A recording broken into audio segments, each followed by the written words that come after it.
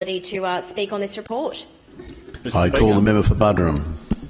Mr Speaker, I rise to make a brief contribution in relation to the State Development, Natural Resources and Agricultural Industry Development Committee report on the Auditor-General's report into financial matters of the Queensland Government water entities.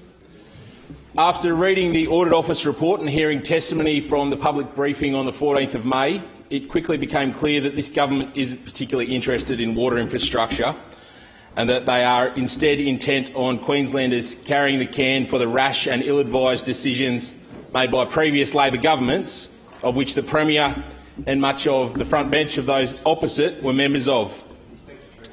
Decisions like the Western Corridor Recycled Water Scheme, a scheme that sits in care and maintenance and would take approximately 2 years to recommission in the event that it's ever needed.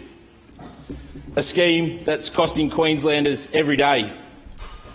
The Audit Office made the comment that historical under-recovery in the cost of water and the past acquisition of highly geared businesses, including climate-resilient manufactured water assets, such as the Western Corridor Recycled Water Scheme.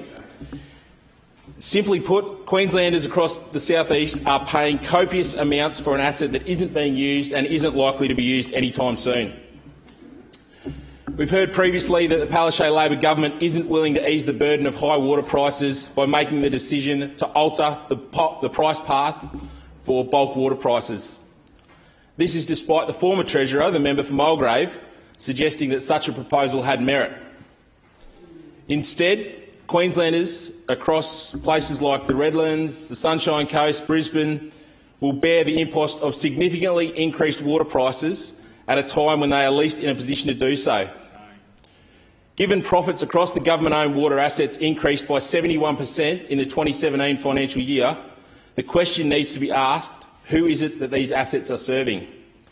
Are they a profit centre for the government, or do they exist to provide cheap, safe and reliable water for Queenslanders?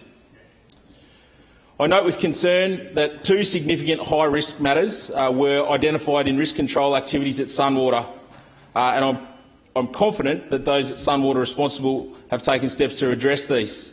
An additional 13 control deficiencies have also been identified by the Queensland Audit Office across government-owned water entities.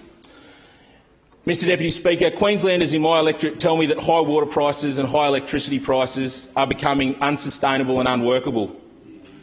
And despite this, we see record high profits from government-owned water assets and an unwillingness to address the problem by making the hard decisions like altering the price path for bulk water prices.